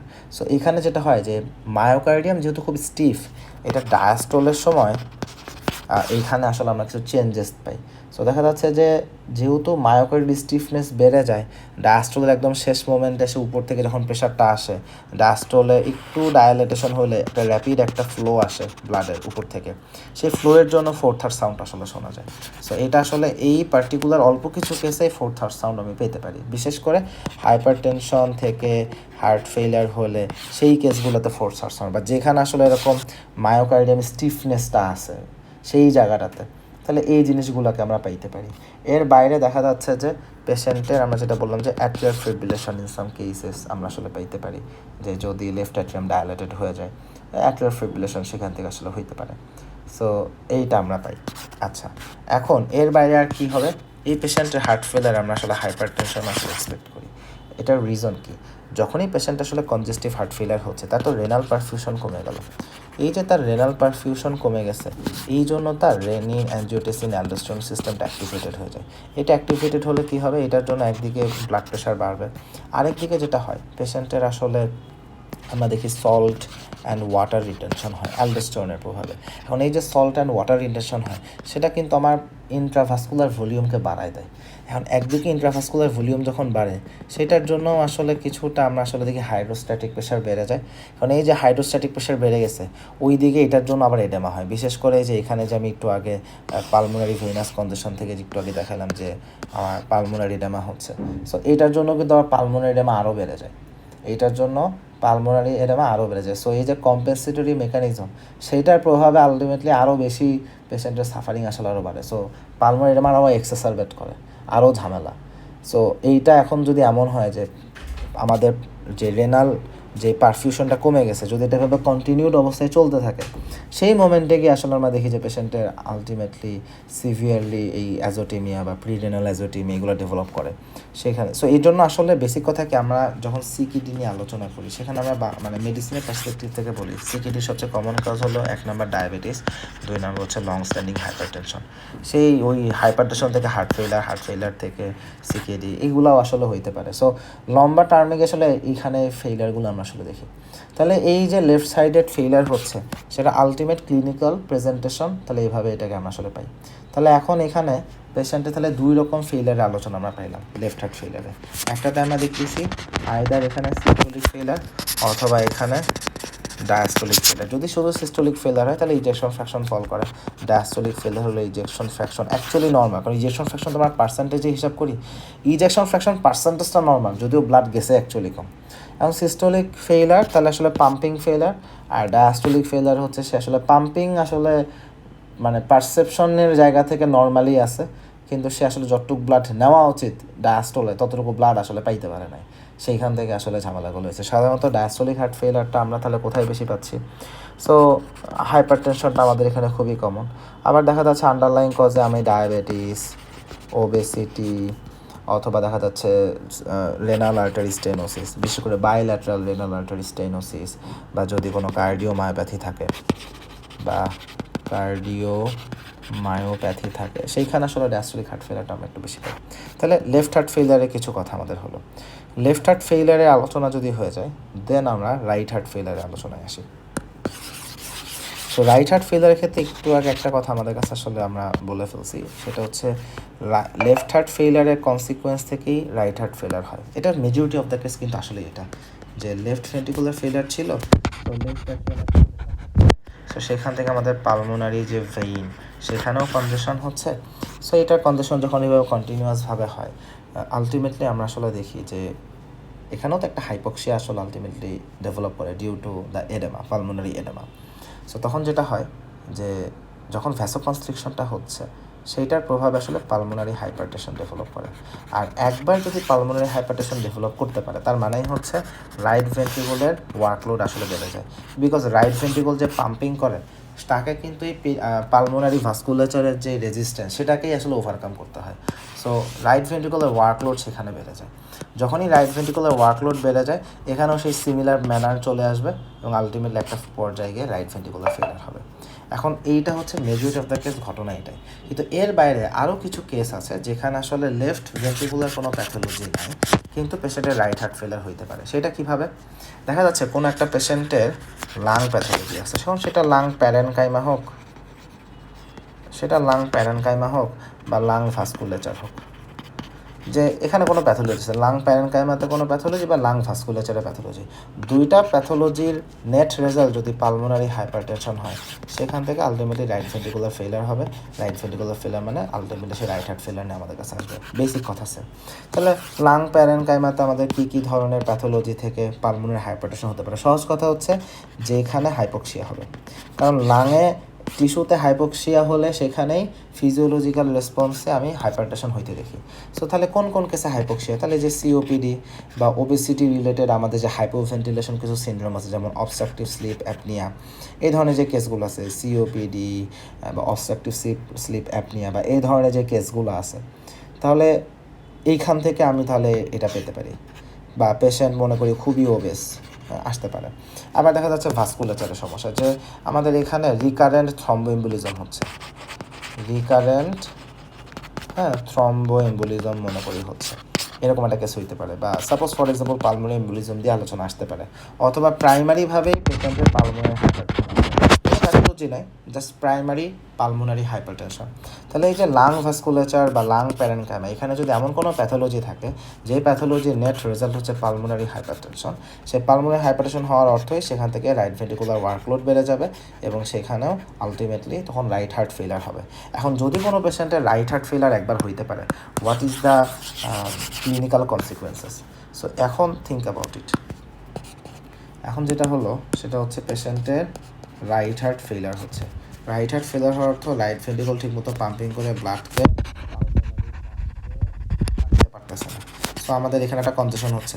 সো রাইট অ্যাট্রিয়ামও কনজেস্টেড। রাইট অ্যাট্রিয়াম কনজেস্টেড হওয়ার অর্থ এখানে যে superior vena cava, inferior vena cava যারা এখানে ব্লাড ড্রেইন করতো সেখানেও একটা কনজেশন হবে। তাহলে সুপিরিয়র ভেনা কাভা আর ইনফিরিয়র ভেনা কাভা যদি কনজেশন হয়, তাহলে এরা যেই সকল জায়গা থেকে ব্লাড নিচ্ছিল সেই জায়গাতেও অর্গানগুলোতে ভেনাস কনজেশন হবে। তাহলে দেখা যাচ্ছে সুপিরিয়র ভেনা কাভা যত জায়গায় ট্রিবিউটারিজ কালেক্ট করছিল সব জায়গায় ভেনাস কনজেশন হবে। যেমন ফর এক্সাম্পল ব্রেইন, এখন ব্রেনেও কিন্তু আমি দিয়ে ভেনো কনজেশনই পাবো, সেখানেও কিন্তু ভেনাস কনজেশন পাবো। সো সেইখানে এখন ভেনাস কনজেশন হবে, এইখানেও কিন্তু আমরা আসলে প্যাথোলজি পাবো। সো প্রশ্ন আসতে পারে যে লেফট হার্ট ফেইলার থেকে ব্রেইনের মানে ড্যামেজ বেশি হবে নাকি রাইট হার্ট ফেইলার থেকে ব্রেইনের ড্যামেজ বেশি হয়? উত্তর হচ্ছে right heart failure. Right heart failure থেকে যে আমাদের এই ভেইনাস যে কনজেশন হয়, এইটার প্রভাবে ব্রেইনের ড্যামেজটা kind of left heart failure থেকে আসলে বেশি হচ্ছে। So this is what it is. So যখন আসলে আমরা দেখি যে ভেনো কনজেশনটা হয়, সো এই দিকে দেখা যাচ্ছে কিডনিতেও আমাদের টার্গেট অর্গান, সো সেখানেও আমরা দেখি যে ভেনাস কনজেশনটা হয়। তাহলে এই যে কনজেশন আমার প্রত্যেকটা অর্গানে কনজেশন হবে। যেই সুপিরিয়র ভেনা কাভাতে ড্রেন করে, যেই ইনফিরিয়র ভেনা কাভাতে ড্রেন করে, প্রত্যেকটা অর্গানে আমি দেখবো ভেনাস কনজেশন হচ্ছে। সো কনজেশনের কারণে আমরা দেখি যে এই যে লেফট হার্ট ফেইলার থেকে আমাদের যে কনজেশনটা হইতো, রাইট হার্ট ফেইলারে কনজেশন আসলে তার থেকে বেশি হয় এবং সেই জন্য আমরা আসলে প্যাথোলজিক্যাল চেঞ্জেস বা অল্টারেশন আরও বেশি পাই।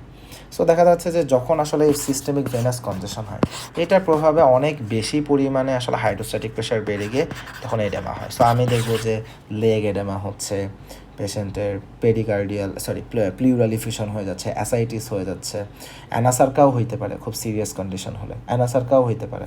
তাহলে এই ধরনের প্রেজেন্টেশন আমরা আসলে দেখি। In some cases right heart ফেলার যদি খুব বেশি প্রমিনেন্ট হয়ে যায়, অনেক সময় এমন হয় যে ভেনাস কন্ডিশন এত বেশি হয়েছে যে মনে করি যে রাইট ভেন্ট্রিকলের মধ্যে ব্লাড এত বেশি প্রেশার ক্রিয়েট করছে যে এই সেপ্টামকে সে প্রেশার দিয়ে সেপ্টামটা এরকম লেফট ভেন্ট্রিকুলের দিকে বালজিং হয়ে যায়, সেপ্টামটা লেফট ভেন্ট্রিকুলের দিকে বালজিং হয়ে যায়। তখন কী হলো, লেফট ভেন্ট্রিকুলের দিকে সেপ্টাম সরে আসছে। সো সেটা কিন্তু লেফট ভেন্ট্রিকুলার ডিসফাংশনের জন্য আবার দায়ী। তাহলে এই ঘটনাও তাহলে ঘটতে পারে। তাহলে আমাদের রাইট হার্ট ফেলিয়ার থেকে আমরা এই কনসিকুয়েন্সেসগুলো আসলে পেতে পারি। তাহলে আলটিমেটলি তখন পেশেন্টের কী হবে, তাহলে আমাদের টার্গেট প্রত্যেকটা অর্গানে এরকম ভেনাস কনজেশন, ব্রেইনে ফাংশনাল ইম্পেয়ারমেন্ট হবে, কিডনিতে ফাংশনাল ইম্পেয়ারমেন্ট হবে, লিভার সাইনোসয়েডে তো প্রচুর পরিমাণে আমরা আসলে দেখি যে ব্লাড আসলে কাইন্ড অফ কনজেস্টেড হয়। সো এই জন্য আসলে কনজেশন থেকেই একটা হেপাটোমেগালি হয়ে যায়। তাহলে এটাকে বলে কনজেস্টেড হেপাটোমেগালি। কনজেস্টেড হেপাটোমেগালি যখন পাই, যদি লম্বা সময় ধরে যদি পারসিস্ট করে, সেটার কনসিকুয়েন্সে লিভার সিরোসিস পর্যন্ত হতে পারে। তাহলে একটা পেশেন্টের যদি রাইট হার্ট ফেলার হয়, সেটা লেফট হার্ট ফেলারের কনসিকুয়েন্স থেকে হোক বা আইসোলেটেড রাইট হার্ট ফেলার হোক, তাহলে সেইখান থেকে লিভার কনজেস্টেড হয়ে আলটিমেটলি লিভার সিরোসিস নিয়ে আসতে পারে। সো ভাইভাতে অনেক সময় প্রশ্ন করতে পারে, একটা হার্ট ফেলিয়ারের পেশেন্ট জন্ডিস নিয়ে আসছে, হোয়াট ইজ ইউর ডায়াগনোসিস? তাহলে এটা হচ্ছে রাইট হার্ট ফেলিয়ার থেকে পেশেন্টের লিভার সিরোসিস হয়েছে, এটাকে আসলে তখন বলা হয় কার্ডিয়াক সিরোসিস। এটাকে তখন বলা হয় কার্ডিয়াক সিরোসিস। তাহলে লং স্ট্যান্ডিং হার্ট ফেইলার, যদি রাইট হার্ট ফেইলার যদি থেকে থাকে, তাহলে সেখানে যদি আমরা সিরোসিস পাইতে পারি, সেখান থেকেও পেশেন্ট আমাদেরকে আলটিমেটলি জন্ডিস নিয়ে আসতে পারে। তাহলে এটা আমাদের একটা কেস গেল। তাহলে রাইট হার্ট ফেইলারের বেসিক প্রেজেন্টেশন আমরা এই জিনিসগুলোকে মাথায় রাখি। আচ্ছা, আরও একটা চেঞ্জেসের কথা বলি। যখন আমাদের রাইট হার্ট ফেইলার হয়, এই ভেনাস কনজেশনের কারণে কিন্তু আসলে এই যে গাটের এখানেও আমরা ভেনাস কনজেশন দেখি। সো ভেনাস কনজেশন যেখানেই হবে সেখানে এডেমা হয়। তো গাট ওয়ালের আশেপাশেও এডেমা থাকবে। এখন থিঙ্ক অ্যাবাউট ইট, এটা গাট ওয়াল, তার এখানে ইন্টারস্টিশিয়ামের এখানে কোন এডেমা হয়ে বসে আছে। তাহলে যখন এই এডেমাটা হয়ে থাকে, চিন্তা করি গাট থেকে যে খাবারটা আসলে অ্যাবজর্ব হওয়ার কথা ছিল ডাইজেশনের পরে, সেটা অ্যাবজর্পশন কি আর আগের মতো হইতে পারবে? উত্তর হচ্ছে না। সো এখানে অ্যাবজর্পশন কমে আসে। সো এই জন্য নিউট্রিশনাল ডেফিসিয়েন্সিও হইতে পারে বা নিউট্রিশনাল ডেফিসিয়েটও হইতে পারে, বা পেশেন্টের একটা নিউট্রিশনাল প্রবলেম সেখানে অ্যারেস্ট করে। সো পেশেন্টের হার্ট ফেলিয়ার যদি থাকে, সেখান থেকে আমরা এই গাট ওয়ালে যখন ভেইনাস কনজেশন থেকে এডেমা হইতে দেখি, সেটাও কিন্তু অ্যাবজর্পশনকে আসলে লিমিট করে দিচ্ছে। তাহলে এই চেঞ্জেস আমরা পাই। আবার দেখা যাচ্ছে অনেক সময় স্প্লিনেও আমরা দেখি যে পেশেন্টের ভেনাস কনজেশনে পোর্টাল হাইপারটেনশন ডেভেলপ করতে পারে। সো স্প্লিনে যখন কনজেশন হয়, সেখানে প্লাটিলেট সিকুয়েস্ট্রেশন হয়, সেখানে পোর্টাল হাইপারটেনশনের প্রেজেন্টেশন নিয়েও পেশেন্ট আমাদের কাছে আসতে পারে। সো এই চেঞ্জেসগুলোও কিন্তু আমরা আসলে পাইতে পারি। তাহলে এগুলোকে আমরা মাথায় রাখবো। তাহলে right heart failure, left heart ফেলিয়ারের আলটিমেট ক্লিনিক্যাল কনসিকুয়েন্সকে আমাদের একটা আইডিয়া হয়ে যাবে। তাহলে ওভারঅলভাবেই আমার কথা বলি যে একটা পেশেন্টের যদি হার্ট ফেলিয়ার থাকে, পেশেন্ট আমাদের কাছে তাহলে আসলে কীভাবে ডেভেলপ আসতেছে। So majority of the case patient আমাদের কাছে আসলে এডেমা নিয়ে আসে। এখন লেফট ফেলিয়ার হলে পালমোনারি এডেমাটা আসলে বেশি প্রিডমিনেন্ট, আর যদি রাইট হার্ট ফেলিয়ার হয় তাহলে পেশেন্ট সবচেয়ে প্রমিনেন্টভাবে লেগ এডেমা নিয়ে আসে, বাট আলটিমেটলি সেখান থেকে পরবর্তীতে অ্যাসাইটিস হইতে পারে বা জেনারেলাইজভাবে অ্যানাসার্কা সেটা আমরা পাইতে পারি। এডেমাটাই কমন, বাট সাধারণত যদি কখনো লেগ এডেমার কথা আসে, সেটা রাইট হার্ট ফেলিয়ারকে আসলে ইন্ডিকেট করে। আর পালমোনারি এডেমাটা আমরা আসলে লেফট হার্ট ফেলিয়ারের ক্ষেত্রে পাই। বাট বেসিক কথা হচ্ছে পেশেন্টের এখানে তাহলে আমি হার্ট ফেলিয়ারের ক্ষেত্রে এই এডেমা, এটাই আমাদের এখানে একটা মেইন ফাইন্ডিংস। সো এর পাশাপাশি আমরা আসলে ক্লিনিক্যালি আমরা এডেমার পাশাপাশি আসলে কী কী দেখতে চাই। সো এখানে আমরা যেটা করতে চাই সেটা হচ্ছে কিছু ইনভেস্টিগেশন আমরা আসলে আসি। সো দেখা যাচ্ছে যে ইনভেস্টিগেশনের মধ্যে আমরা কী কী ইনভেস্টিগেশন করছি, আমরা দুইটা ইনভেস্টিগেশন আমাদের মূল ফোকাস। একটা হচ্ছে বিএনপি মানে কি? বি টাইপ বা ব্রেইন নাইট্রি ইউরেটিক ফ্যাক্টর বা পেপটাইড। এটা হচ্ছে বি টাইপ নাইট্রি, আমাদের ডাইইউরেসিস যেরকম না সেটা, সো নাইট্রি ইউরেটিক পেপটাইড, এটা হচ্ছে বিএনপি। সো আমরা বিএনপি লেভেলটাকে মেজার করতে পারি। ঘটনা কি? যখনই হার্ট ফেলার হয় তখনই তো আসলে আমাদের left ventricle right ventricle ventricle আসলে স্ট্রেসড হয়। যখনই এটা ভেন্ট্রিকুলার ওয়াল স্ট্রেচিং হচ্ছে, তখনই বিএনপি রিলিজড হয়।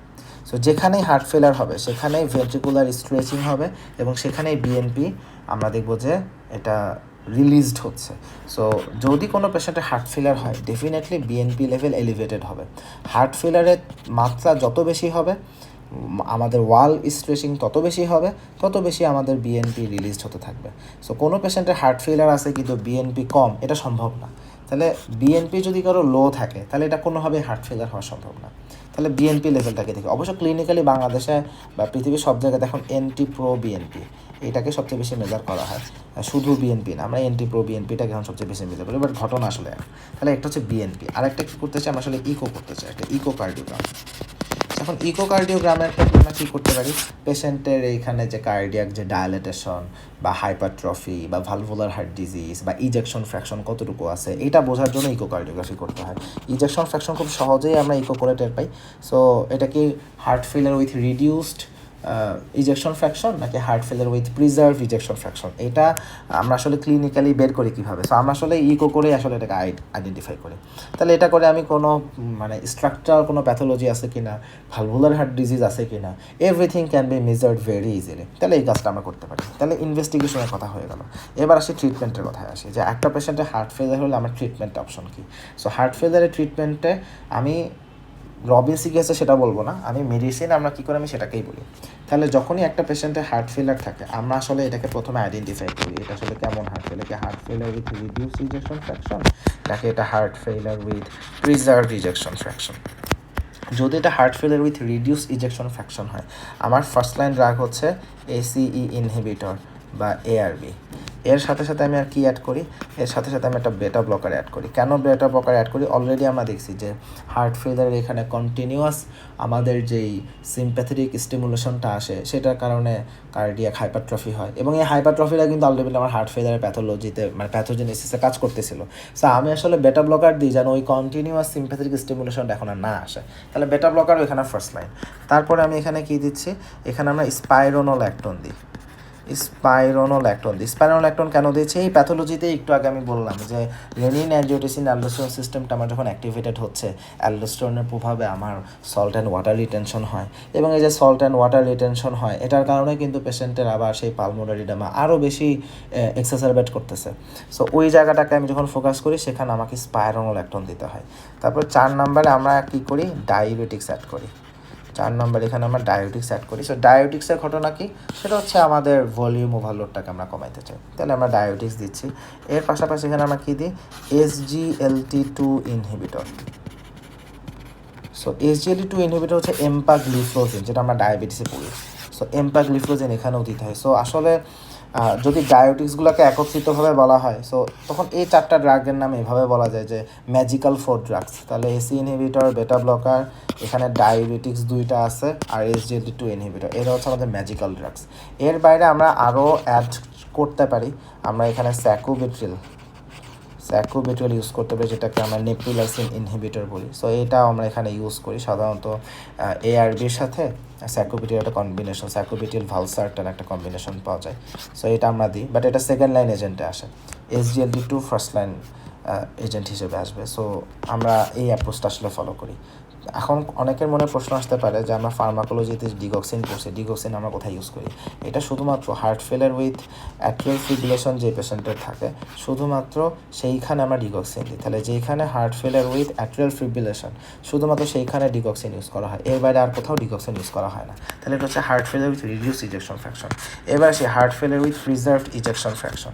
সো এইখানে বেসিক ম্যানেজমেন্ট হচ্ছে সেটা ডায়াবেটিক্স দিতে হয়। সেখানে ডায়াবেটিস হিসেবে আমরা হয়তো ফুরোসেমাইডি সবচেয়ে বেশি ইউজ করি।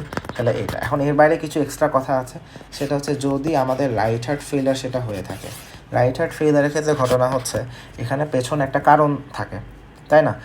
কারণটা কি? সেটা হইতে পারে একটা লাং প্যাথোলজি, হতে পারে লাং ভাস্কুলেচারে কোনো প্যাথোলজি। তাহলে যদি এরকম হয় যেটা লাং প্যাথোলজি বা ভাস্কুলেচার প্যাথোলজি আছে, অথবা লেফট হার্ট ফেলিয়ারের কথা দিয়েও যদি বলে একটা ভালভুলার হার্ট ডিজিজ আছে, তাহলে ওই আন্ডারলাইং প্যাথোলজির ট্রিটমেন্ট অবশ্যই করতে হবে। তাহলে হার্ট ফেলিয়ারের ম্যানেজমেন্ট এখানে আরেকটা পয়েন্ট অ্যাড হবে, সেটা হচ্ছে আন্ডারলাইং কজ, আন্ডারলাইন যে প্যাথোলজি আছে বা ডিজিজ আছে সেই ডিজিজ অনুযায়ী ট্রিটমেন্ট আসতে হবে। যেমন ফর এক্সাম্পল কারো পালমোনারি হাইপারটেনশন আছে, সেটাকে তো ম্যানেজ করতেই হবে।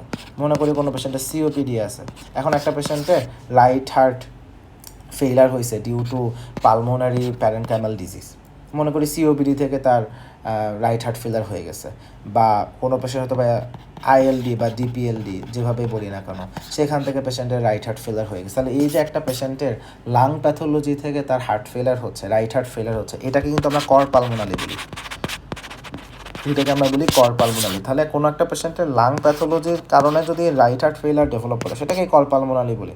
সো দেখা যাচ্ছে এই যে একটা সেকেন্ডারি রিজন থেকে হার্ট ফেলার হচ্ছে, তাহলে ওই কারণের একটা ট্রিটমেন্ট আমাকে করে আসতে হবে। তাহলে ট্রিটমেন্টের ক্ষেত্রে এই কথাগুলো আসবে। তাহলে মোটামুটি আমরা ট্রিটমেন্ট রিলেটেড কিছু কথা বললাম। এখন বাকি থাকে হচ্ছে মরফোলজি। আমরা মরফোলজিটা চট করে একটু বলি, আমাদের মেইন পয়েন্টগুলোকে নিয়ে আসি। সেটা হচ্ছে প্রথমে লেফট হার্ট ফেইলারের মরফোলজিতে আসি। বেসিক্যালি একটা পেশেন্টের লেফট হার্ট ফেইলারের মরফোলজি তেমন কোনো চেঞ্জ আমরা কি এক্সপেক্ট করি? কার্ডিওমেগালি থাকলে সেইটাকে আমরা হয়তো বা পাবো। সো পেশেন্টে আমি হয়তো বা হাইপারট্রফি পাইতে পারি, বা ম্যাসিভ কার্ডিওমেগালি পাইতে পারি, বা হার্টটা ডায়ালেটেড, দুইভাবেই আসতে পারে, এটা পাইতে পারি। সো এইটাকে আমরা পাবো। সেকেন্ড কথা হচ্ছে লাংসে আসলে এডেমা থাকে। সো যখনই এডেমা ডেভেলপ করে, সো লাংসটা খুবই হেভি ওয়েট, খুবই ওয়েটফুল, সাধারণত নর্মাল ওয়েটের থেকে একটু বেশি, কয়েক গুণ বেশি আমরা পাই। এখন পালমোনারি চেঞ্জেসগুলো কী কী পাই? তাহলে এখানে পেরিভাস্কুলার ইন্টারস্টিশিয়াল এডেমা থাকে, আলটিমেটলি ইন্টারলিউবিউলার যে সেপ্টা সেখানে সবচেয়ে বেশি থাকে, আস্তে আস্তে অ্যালভিওলার সেপ্টাটা আরও ওয়াইডেনিং হয়ে থাকে due to oedema, and finally আমরা দেখবো যে অ্যালভিওলার স্পেসেও এডেমা ফ্লুইডটা আসে। তাহলে কথা হচ্ছে অ্যালভিওলার মধ্যে ওখানে যে সেপ্টাম আছে এবং ওখানে যে ইন্টারস্টিশিয়াল স্পেস আছে বা ব্লাড ভেসেলের আশেপাশে যে এরিয়াটা আছে, প্রায় সব জায়গাতে এডেমাটা ফ্লুইড চলে আসে। আরেকটা হচ্ছে যখন আসলে লেফট হার্ট ফেলিয়ার হয়, তখন এই এডেমা যখন হচ্ছে এই সারাউন্ডিং যে ব্লাড ভেসেলগুলো ছিল সেখান থেকে আরবিসি আমরা তখন দেখি যে অ্যালভিওলার স্পেসে চলে আসে, আরবিসিগুলা ভাস্কুলার স্পেস থেকে অ্যালভিওলার স্পেসে চলে আসে। সো যখনই রেড সেল, প্লাজমা প্রোটিন এরা অ্যালভিওলাইতে চলে আসে, তখন আমাদের এখানে কিছু ম্যাক্রোফেজ থাকে, পালমোনারি প্যারেনকাইমার এখানে কিছু আমাদের ম্যাক্রোফেজ থাকে। এই ম্যাক্রোফেজগুলো এটাকে ফ্যাগোসাইটোসিস করে ফেলে। যখন ফ্যাগোসাইটোসিস করে, আরবিসির মধ্যে কী ছিল? আরবিসির মধ্যে আমার হচ্ছে হিমোগ্লোবিন ছিল, আয়রন ছিল। তো ওই যে আয়রনটা, সেই আয়রনটা ম্যাক্রোফেজের মধ্যে হিমোসিডিডিন হিসেবে জমা থাকে। এখন এই যে এখন অ্যালভিওলাইয়ের মধ্যে আমি একটা ম্যাক্রোফেজ পাচ্ছি যেখানে আমাদের হিমোসিডিডিন হিসেবে আয়রন জমা আছে, এই হিমোসিডিডিন ল্যাডের ম্যাক্রোফেজকে বলা হয় হার্ট ফেলার সেল। সো এটা আমাদেরকে একটু করতে হবে। এর বাইরে আমরা পালমোনারি এডেমা, প্লুরাল ভিশনগুলো, হাবিজাবিগুলো পাইতেই পারি। এখন রাইট হার্ট ফেলের মরফোলজিতে কিছু কথা আছে। রাইট হার্ট ফেলের ক্ষেত্রে সবচেয়ে ইম্পর্টেন্ট হচ্ছে আমাদের নাটমেগ লিভার। সো নাটমেগ লিভারের জিনিসটা কি? ঘটনাটা হচ্ছে যখন আমাদের রাইট হার্ট ফেলার হয়, সো আমাদের যে সেগমেন্টে আমরা আসলে অ্যানাটমিতে আলোচনা করি, সো সেগমেন্টের এখানে আমরা একদিকে দেখি যে পোর্টাল, আমাদের যে সিস্টেমটা থাকে, পোর্টাল ভেইন, হেপাটিক আর্টারি, তারপরে হচ্ছে আমাদের বিলিয়ারি ট্রি, এগুলো একদিকে থাকে, আর একদিকে হচ্ছে আমাদের হেপাটিক ভেইন থাকে। সো ওইটাকে আমরা যদি হিসাবে করি, সো দেখা যাচ্ছে যে হেপাটিক অ্যান্ড পোর্টাল ভেসেল, এখানে যখন আমাদের কনজেশন হয়, এই কনজেশনের কারণে আমরা লিভার, স্প্লিন আর জিআইটি এসব জায়গায় আমরা কিছু চেঞ্জেস পাই। সো এক নম্বর চেঞ্জেস কি, যে আমাদের যেটা যে সেন্ট্রাল ভেইন, এই সেন্ট্রাল ভেইনের চারদিকে এই কনজেশনটা সবচেয়ে বেশি হয়, যেহেতু ভেইনাস কনজেশন। সো মনে করি যে ফর এক্সাম্পল যে এটা হচ্ছে central vein. So central vein ultimately inferior vena কাভাতে ড্রেন করে, ইনফিরিয়র ভেনা কাভা রাইট অ্যাট্রিয়ামে ড্রেন করে। এখন আমার যদি ইনফিরিয়র ভেনা কাভা কনজেস্টেড হয়, সো সেন্ট্রাল ভেনের এখানেও তো কনজেশন হবে। সো এখানে হাইড্রোস্ট্যাটিক প্রেশার যখন বেড়ে যায়, এর চারদিকে আসলে এডেমা হয়। সো এটাই হয় যে আমাদের সেন্ট্রাল ভেনের চারদিকে হিউজ এডেমা হয়। এই যে সেন্ট্রাল ভেনের আশেপাশের জায়গাগুলোতে আমাদের কনজেশন হচ্ছে, এডেমা ফর্মেশন হচ্ছে, এই কনজেশনটাই হচ্ছে মেইন থিং।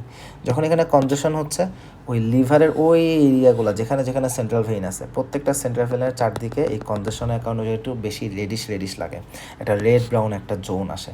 সো লিভারের মধ্যে এরকম হয়ে গেছে, কিছু জায়গায় রেডিশ জোন, এরকম রেডিশ জোন, প্রত্যেক জায়গায় এরকম রেডিশ একটা কনজেস্টেড জোন, মাঝখানের জায়গায় কিন্তু ক্লিয়ার, মাঝখানের জায়গায় ক্লিয়ার। তাহলে এই যে রেডিশ জোন তার পাশের জায়গায় ক্লিয়ার, রেডিশ জোন তার পাশের জায়গায় ক্লিয়ার, এই অ্যাপিয়ারেন্সটাকে বলা হচ্ছে নাটমেগ লিভার। এটা আমরা ছবি দেখাই একটা।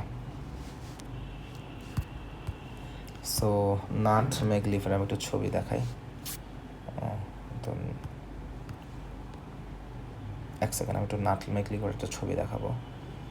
আচ্ছা, এই যে, সো এই যে এখানে লিভারের এখানে যে জায়গায় জায়গায় লাল আর হলুদ, হলুদটা হচ্ছে নর্মাল কন্টেক্সটার, আর এই লাল জায়গাটা হচ্ছে আসলে কনজেশন হয়ে ওইটুকু জায়গা লাল হয়ে আছে। সো এই অ্যাপিয়ারেন্স হচ্ছে নাটমেগ লিভার। সো আসলে আমাদের যে সেন্ট্রাল ভেইনের আশেপাশের জায়গাটা কনজেস্টেড হওয়ার কারণে এই ঘটনাটা হয়। এর পাশাপাশি এখন দেখা যাচ্ছে কি, যদি পেশেন্টের লেফট হার্ট ফেলিওর যদি আসলে একটা সেম টাইম থাকে, লিভারে তো পারফিউশন কমে যাবে। সো সেটার জন্য অনেক সময় দেখা যাচ্ছে হাইপোক্সিয়া হচ্ছে, এবং লং স্ট্যান্ডিং হাইপোক্সিয়া থাকলে সেন্ট্রিলোবিউলার নেক্রোসিস আমরা থাকলেও থাকতে পারে। আর যেটা বললাম যে long standing heart failure, long standing right heart ফেলারে আলটিমেটলি যে কার্ডিয়াক সিরোসিস হয়, বিকজ সেন্ট্রাল এরিয়াগুলো যে রেগুলার কন্ডিশন হচ্ছে, সামটাইমস এখানে আসলে ক্রনিক ইনফ্লামেটরি নেচারের মতো অনেকটা হয়। সো ওখানে ফাইব্রোসিস হয়ে যায়। সো ফাইব্রোসিস হলে কার্ডিয়াক সিরোসিস ডেভেলপ করে। তাহলে এইটা একটা জিনিস। আরেকটা হচ্ছে আমাদের পোর্টাল হাইপারটেনশন। যদি পোর্টাল হাইপারটেনশন ডেভেলপ করে, তখন আমরা কনজেস্টিভ স্প্লেনোমেগালি পাই। তাহলে হার্ট ফেলিয়ারে আমি একদিকে কনজেস্টেড হেপাটোমেগালি পাচ্ছি, আবার এদিকে কনজেস্টিভ স্প্লেনোমেগালি পাচ্ছি। সো ক্রনিক কনজেশনের থেকে এগুলো হইতে পারে। আবার যে বাওয়েল ওয়াল, সেখানেও এডেমা হইতে পারে। সো নিউট্রিয়েন্ট অ্যাবজর্পশন সেখানে ইম্পেয়ারমেন্ট হবে। আবার যেহেতু আমাদের হাইড্রোস্ট্যাটিক প্রেশার বেশি থাকে, so plural effusion, pericardial effusion, ascites, এগুলো সব কিছুই আসতে পারে। সাবকিউটেনিয়াস টিস্যুর মধ্যে যে ফুট এডেমা, অ্যাঙ্গেল এডেমা, এগুলো আমরা পাই। এবং অ্যাঙ্গেল এডেমা তো আমাদের আসলে হলমার্ক, আমাদের রাইট হার্ট ফেইলারের হলমার্ক হচ্ছে আমাদের এই অ্যাঙ্কেল এডেমা। আর খুব সিরিয়াস কেস হলে অ্যানাসার্কা বা জেনারেলাইজ ম্যাসিভ এডেমা আমরা আসলে পাইতে পারি। সো এই হচ্ছে আমাদের হার্ট ফেইলার নিয়ে বেসিক আলোচনা। মোটা দাগে আমরা চেষ্টা করছি প্রায় সব কিছুকেই কভার করার জন্য। এরপর যদি কারো কোনো কিছু বুঝতে সমস্যা হয়, feel free to knock me, আমি চেষ্টা করবো অ্যান্সার দিতে। সবাই কষ্ট